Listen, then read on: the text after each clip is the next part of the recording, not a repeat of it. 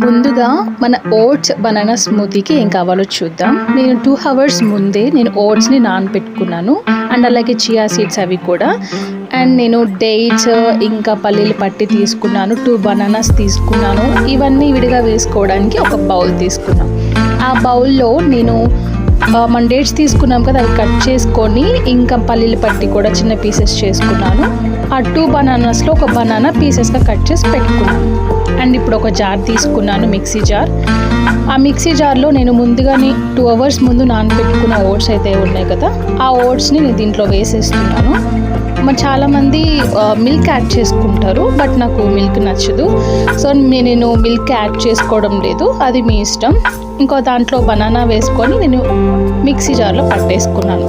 So ఈ smoothie ఇప్పుడు మనం ముందుగానే కట్ చేసి పెట్టుకున్న డేట్స్ ఇంకా బనానా ఉంది కదా, దాంట్లో ఈ మిక్చర్ని నేను పోసేస్తున్నాను. ఇంతే అండి. మీకు షుగర్ అంటే స్వీట్నెస్ ఏదైనా కావాలనుకుంటే మీరు షుగర్ ఏమి యాడ్ చేయొద్దు, అది హెల్త్కి మంచిది కాదు కదా. మన ఛానల్ అంతా వెయిట్ లాస్కి సంబంధించింది కదా, సో మీరు ఇంకొంచెం స్వీట్నెస్ ఏమైనా కావాలి అని అనుకుంటే మీరు హనీని ఒక స్పూన్ యాడ్ చేసుకోండి, సరిపోతుంది. అండ్ ఫైనల్గా మనం చియా సీడ్స్ ఇంకా సబ్జా సీడ్స్ ముందుగా నానబెట్టుకున్నాం కదా, అవి ఫైనల్గా నేను దీంట్లో ఒక 2 tablespoon వేసేసుకున్నాను. అండ్ స్మూతీ ఇంతే అండి, పెద్దగా రెసిపీ ఏమి ఉండదు, చాలా ఈజీ టిప్స్ అనమాట.